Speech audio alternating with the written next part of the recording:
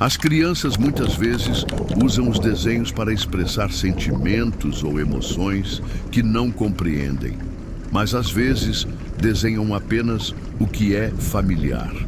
No entanto, quando uma criança começa a retratar estranhos em seus desenhos, pode haver algo a mais acontecendo. Martim e sua esposa são pais de 2 crianças, uma menina de 6 anos chamada Jéssica e um menino de 3 anos. Jéssica adora desenhar e por isso os pais lhe deram uma mochila cheia de materiais de arte, lápis de cor, canetinhas e papéis coloridos.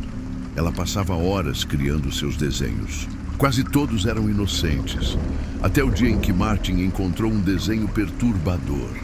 Nele, Jéssica aparece de mãos dadas com uma mulher estranha. Não era sua mãe, não era ninguém da família. Ao perguntar quem era, Jéssica respondeu com naturalidade: "É a mulher que me visita às vezes." Martim pensou que fosse imaginação infantil, mas quando perguntou o nome, Jéssica disse: "É a Lúcia." O nome gelou o sangue de Martim. Ele mostrou o desenho à esposa. No início, ela disse que poderia ser qualquer pessoa, mas, ao ouvir o nome Lúcia, empalideceu. Esse era o nome de sua irmã falecida, morta antes mesmo das crianças nascerem. Assustados, os pais perguntaram novamente à filha. Jéssica repetiu: "Ela me visita à noite, às vezes quando estou desenhando." A mãe pediu então que da próxima vez Jéssica desenhasse Lúcia com todos os detalhes. Dias depois, enquanto estavam na cozinha, Martin e a esposa ouviram a filha conversando sozinha no quarto. Aproximaram-se e perceberam que ela respondia perguntas a alguém invisível. Em certo momento, Jéssica disse: "Eles perguntaram sobre você quando viram meu desenho. Querem que eu desenhe você de novo." Assustados, os pais entraram e perguntaram se era Lúcia. Jéssica apenas apontou para o canto do quarto e disse: "Ela está bem ali." Os dois olharam, mas não havia nada. Apenas uma sensação gelada e sufocante. A mãe pediu então que Jéssica fizesse um retrato detalhado de Lúcia. Mais tarde, a menina chamou os pais e mostrou o desenho final. A mulher retratada tinha olhos azuis, um pequeno sinal acima do lábio e vestia branco, exatamente como Lúcia foi enterrada. Não havia fotos dela em casa. Jéssica jamais poderia saber desses detalhes. Aterrorizados, os pais proibiram a filha de falar com Lúcia novamente e chamaram um padre para abençoar a casa. Segundo Martin, depois disso, nunca mais houve aparições. Uma professora de artes do ensino fundamental costumava realizar 2 vezes por ano uma atividade chamada Desenhar e Contar. Os alunos deveriam fazer um desenho sobre algo importante para eles e depois contar a história por trás da imagem. Em uma dessas turmas do 3º ano, enquanto a maioria das crianças desenhava famílias, animais de estimação ou cenas felizes, um menino fez algo bem diferente. Ele desenhou apenas fogo.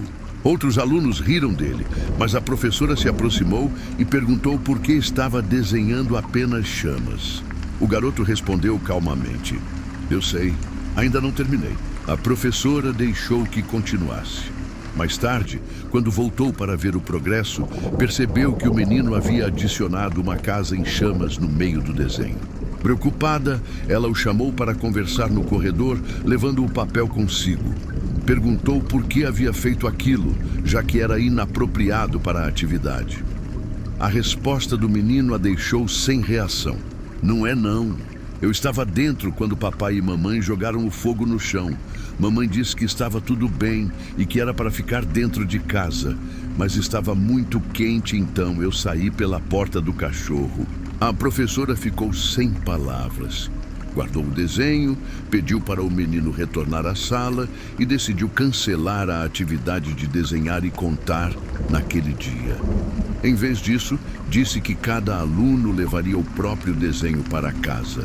Ela permaneceu em sua mesa, segurando as lágrimas, incapaz de esquecer o que havia acabado de ouvir.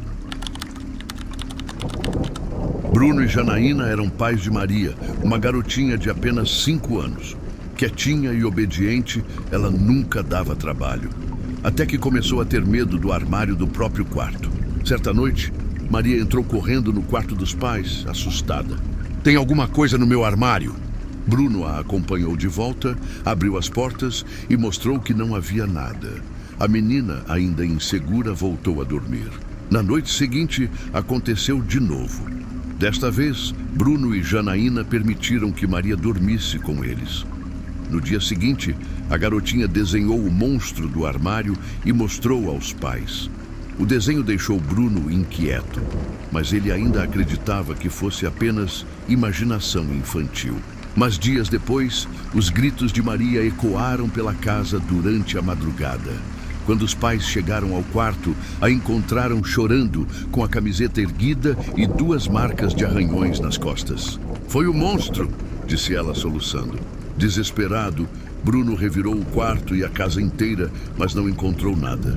Tentou se convencer de que a filha talvez tivesse se arranhado sozinha, mas no fundo sabia que havia algo errado.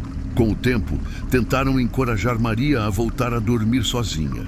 Ela aceitava, mas nunca mudou sua versão. O monstro era o responsável pelos arranhões. Pouco tempo depois, Bruno e Janaína decidiram instalar uma câmera no quarto de Maria, escondida entre os livros da estante. Queriam provar que nada acontecia, ou descobrir quem estava machucando a filha.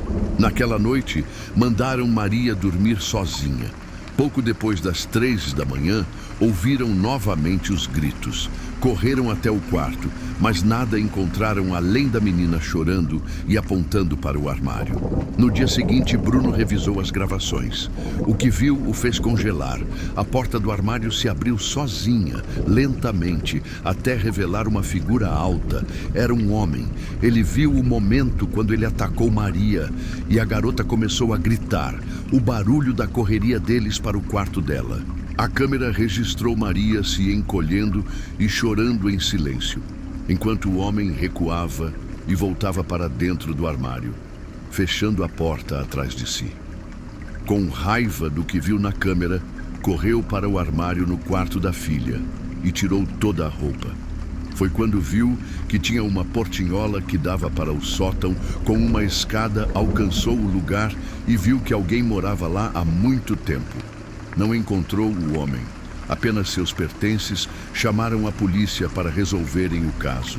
Bruno nunca mostrou as imagens para a filha, ou disse a ela que havia um homem no quarto. Apenas disse que era um monstro grande com garras afiadas que estava assombrando, mas que já tinham chamado a polícia para tirar o monstro do lugar. Algumas vezes ainda ia para a cama deles no meio da noite, assustada, mas quando perguntavam se tinha visto o monstro, ela respondia apenas: "Não, só estou com medo." Felizmente nunca mais houve ferimentos, mas a lembrança daquilo continuou rondando a família como uma cicatriz invisível. Giovanna tinha um irmão de 7 anos. Ele gostava de desenhar em sua escrivaninha, que ela costumava emprestar.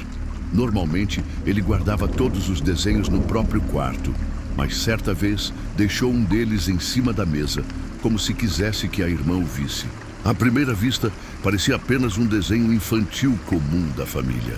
Mas em um canto, quase escondido, havia uma figura negra sombria com a inscrição: "O homem que leva."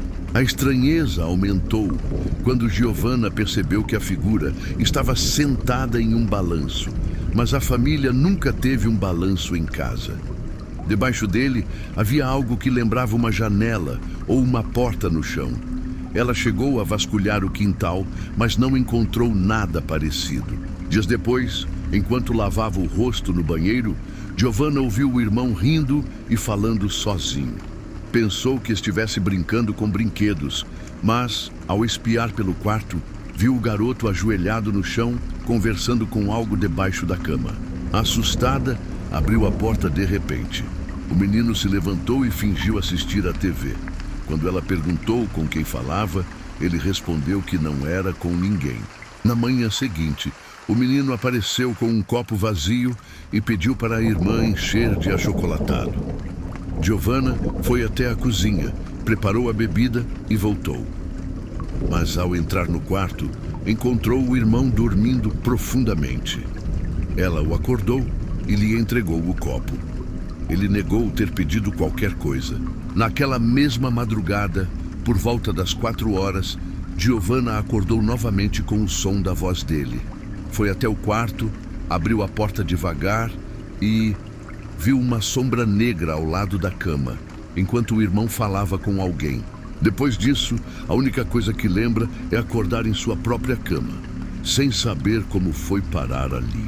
Na manhã seguinte, tentou confrontar o irmão, mas ele negou ter falado com alguém. Mais tarde, quando contou tudo aos pais, o garoto acabou revelando: o homem que leva pega coisas e depois traz de volta. Eu confio nele, ele é meu melhor amigo. Ele também me dá frutas vermelhas, acho que são cranberries, mas agora ele não vai mais voltar. Desde então, o menino nunca mais mencionou o homem que leva, mas Giovanna jamais esqueceu a visão daquela sombra no quarto e a estranha sensação de que não foi apenas um sonho.